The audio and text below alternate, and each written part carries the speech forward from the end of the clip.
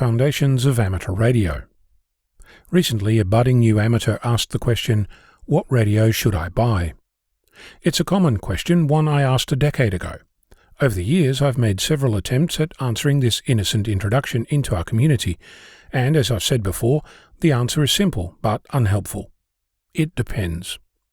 Rather than explaining the various things it depends on, I'm going to attempt a different approach, and in no particular order, ask you some things to consider and answer for yourself in your journey towards an answer that is tailored specifically to your situation. What's your budget? How much money you have set aside for this experiment is a great start.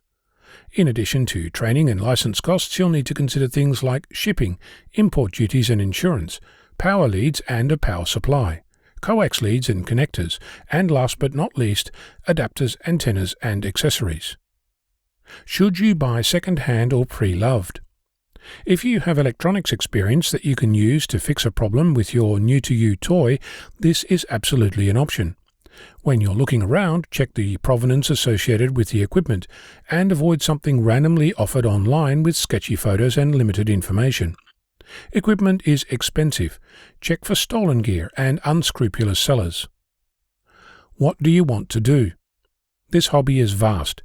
You can experiment with activities, locations, modes and propagation, to name a few. If you're looking at a specific project, consider the needs for the accompanying equipment, like a computer, if what you want to explore requires that. You can look for the annual Amateur Radio Survey by Dustin, November 8 Romeo Mike Alpha, to read what others are doing. What frequencies do you want to play on? If you have lots of outdoor space, you'll have many options to build antennas from anything that radiates. But if you're subject to restrictions because of where you live, you'll need to take those into account. You can also operate portable in a car or on a hill, so you have plenty of options to get away from needing a station at home. Are there other amateurs around you? If you're within line of sight of other amateurs or a local repeater, then you should consider if you can start there. If that doesn't work, consider using HF or Explore Space Communications. There are online tools to discover repeaters and local amateurs. Is there a club you can connect to? Amateur radio clubs are scattered far and wide across the planet, and it's likely there's one not too far from you. That said, there are plenty of clubs that interact with their members remotely. Some even offer remote access to the Club Radio Shack using the internet. Have you looked for communities to connect with? There is plenty of amateur activity across the spectrum of social media, dedicated sites, discussion groups, email lists, and chat groups. You can listen to podcasts, watch videos, read ebooks, and if all that fails, your local library will have books about the fundamental aspects of our hobby. Have you considered what you can do before spending money? Figuring out the answers to many of these questions requires that you are somewhat familiar with your own needs. You need a radio to become an amateur, but you need to be an amateur to choose a radio. To get started, you don't need a radio.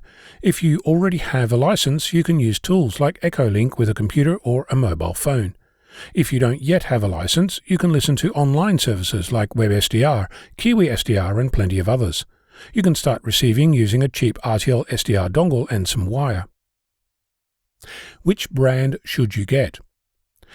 Rob, November Charlie 0 Bravo, has been testing radios for longer than I've been an amateur. His Sherwood testing table contains test results for 151 devices. The top three, ICOM, Kenwood and Yaesu, count for more than half of those results. This means that you'll likely find more information, more support, and more local familiarity with those three. I will point out that Rob's list has 27 different brands on it, so look around and read reviews both by people who test the gear and those who use it. And finally, why are you here? It's a serious question. Different things draw different people into this community. Think about what you like about it and what you want to do more of. Take those things into consideration when you select your radio. As you explore the answers to these questions, you'll start building a picture of what amateur radio means to you, and with that will come the answer to the question, what radio should I buy as my first one? If there are other questions you'd like to ask, don't hesitate to get in touch. My address is cq@vk6flab.com. I look forward to hearing from you. I'm Ono, Victor Kilo 6, Foxtrot Lima, Alpha Bravo.